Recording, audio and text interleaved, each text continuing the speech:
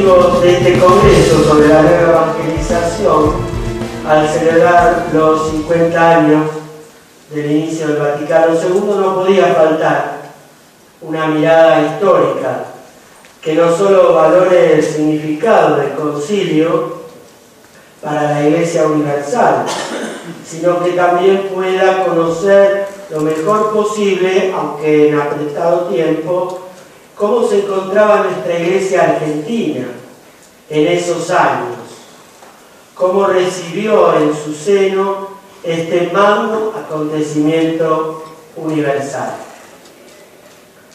Ante todo, digamos que a pesar de la gran influencia que en él tuvo el episcopado europeo, esta asamblea fue menos europea y auténticamente universal. Si contamos el número de los obispos participantes de los otros continentes, la primera vez en la historia, obispos de África, Asia, Oceanía y América, especialmente América Latina, que llevó 678 prelados.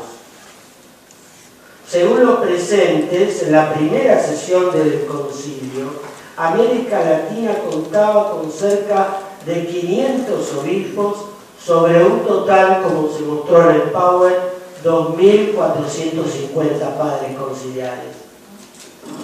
De las naciones hispanoamericanas, México y Argentina fueron los países hispanoamericanos con mayor representación. En las tres primeras sesiones, 1962, 63, 64, de Argentina participaron 52. Y en la última, 1965, entre arzobispos, obispos residenciales y titulares, formaron 61 miembros. Tengamos presente que también se hallaba en Roma como canciller de la Iglesia romana el cardenal Santiago Luis Copero, el primer cardenal argentino e hispanoamericano. Cuando Juan XXIII anunció la realización del concilio, el mapa eclesiástico de nuestro país estaba dividido, según la división última de 1957, en 9 arquidiócesis y 26 diócesis, a las que se agregaba el vicariato castrense y el ordinariato oriental. Cuando finalizó en diciembre del 65 el concilio, en total se contaban 50 jurisdicciones, con las ulteriores elecciones de abril del 61 y del 12 de agosto del 63. ¿Cuál era el panorama del país? Me voy a referir escuetamente a lo político y en algo en la relación Iglesia-Estado en ese momento. Al momento del anuncio del Papa Juan XXIII, el 25 de enero del 59, la Iglesia se encontraba bajo un gobierno constitucional, el del doctor Arturo Frondizi, que había asumido el 1 de mayo del 58 y que mantuvo buenas relaciones con la Iglesia. Pudo entablar un diálogo constructivo con el episcopado y asimismo contó con los consejos y aportes personales de algunos pastores argentinos.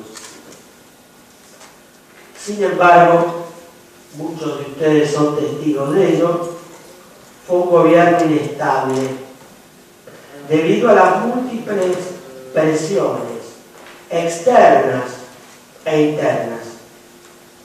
Ese gobierno las padeció y fue depuesto por los militares el 28 de marzo de 1962, meses antes de la apertura del concilio.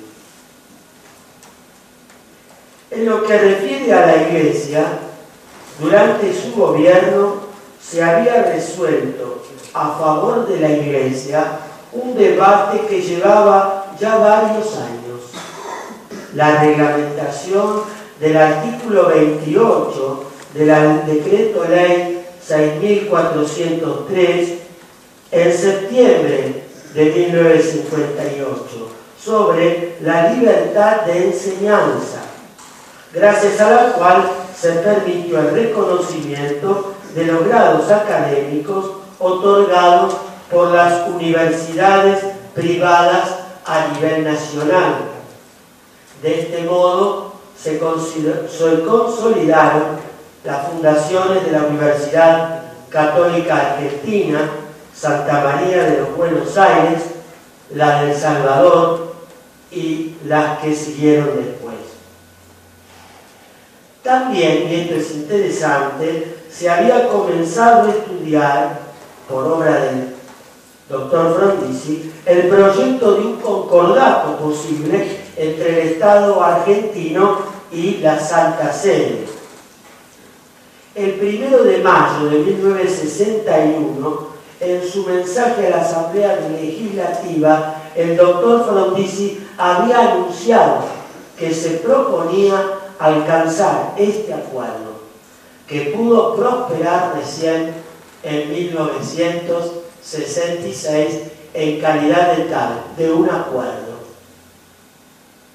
Y otro de los temas álgidos que le tocó timonear o ayudar a la Iglesia fue la intervención durante la presidencia del doctor Frondizi en numerosas mediaciones en los conflictos de los reclamos obreros con el gobierno constitucional.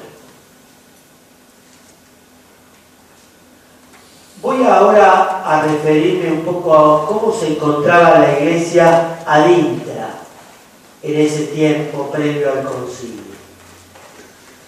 A nivel interno, la Iglesia argentina, después de los acontecimientos del 55, sufrió un cierto retraimiento que se notó en su exposición pública, que no volvió a ser la misma de antes. A nivel continental, sin embargo, una nueva conciencia de comunión se generó a partir de la primera conferencia general del Episcopado Latinoamericano reunido en Río de Janeiro en agosto del 55, y de allí la fundación del CELAM. Me permito recordar que es la primera expresión de colegialidad episcopal a nivel universal que se dio, bendecida por el Papa Pío XII. Este organismo, el CELAM, motivó a los episcopados de nuestro subcontinente a transformar sus asambleas de obispos en conferencias episcopales. Así lo hizo la Argentina, bastante después de muchas otras. Finalmente, el 25 de mayo de 1959, se consolidó la conformación de la Conferencia Episcopal Argentina en aras de una mayor comunión entre los señores obispos, que algunos opinan que muchas veces con el tiempo luego no rindió los frutos esperados. El magisterio del Papa Pacelli y los horizontes pastorales abiertos en las iglesias de Europa después de la guerra tuvieron también mucho eco en las iglesias del continente, especialmente en Argentina. Yo voy ahora a aterrizar, digamos así, en nuestra situación eclesial. Y esto se dio ante la búsqueda de nuevas respuestas a nuevos desafíos pastorales que abrieron un gran cauce de generación de ideas que prepararon con entusiasmo y expectativa los ánimos para recibir la noticia de un concilio por el nuevo Papa. Y en esto me refiero que las redes sociales, preparando este Congreso de Fundar, ya habían colgado en la página algunos textos donde señalaban la importante fuente que es el magisterio de Pío XII para el Concilio Vaticano. En un rastreo personal que vengo haciendo en estos últimos años, sobre todo en las revistas especializadas en teología, pastoral, liturgia, editadas en nuestro país, vislumbro una sensibilidad en el tema que será central antes, durante y después del concilio. La Iglesia en el mundo, o bien el lugar del mensaje cristiano en medio de la cultura moderna, como ya se expuso en las anteriores conferencias. En estas revistas aparecen planteados las grandes temáticas que de alguna manera se adelantarán a los ejes que con el desarrollo de las 4 sesiones el concilio ofreció abundantes respuestas en estas constituciones, decretos y declaraciones que, como dice el Papa, siguen hoy siendo para nosotros una brújula segura. En razón del tiempo, los resumo en los siguientes temas, aunque podríamos agregar otros. Inclusive invito a una segunda sesión histórica para continuar. ¿Cuáles son, a mi criterio? Claro, yo tengo que aportar a que se estudie, ¿no es cierto?, de mejor manera la historia. Pero ¿cuáles son esos temas? Por ejemplo, la búsqueda de nuevas estrategias pastorales para los conglomerados urbanos. Me sitúo en Argentina. Pensar en las áreas metropolitanas, como hoy llamamos, de Buenos Aires, Córdoba, Rosario, Tucumán. Pensemos en el gran esfuerzo que significó la gran misión de Buenos Aires, por ejemplo, en el año 1960. Otro tema, los planteos que se pensaron para volver a tener llegada entre las masas obreras. Ya lo decía Pío XI. Cabe destacar aquí la provechosa actividad de la Juventud Obrera Católica, la JOC, y la publicación de una revista que hará punta en este tipo de reflexiones pastorales en general y no solo obreras, como fueron las notas de Pastoral Cosista.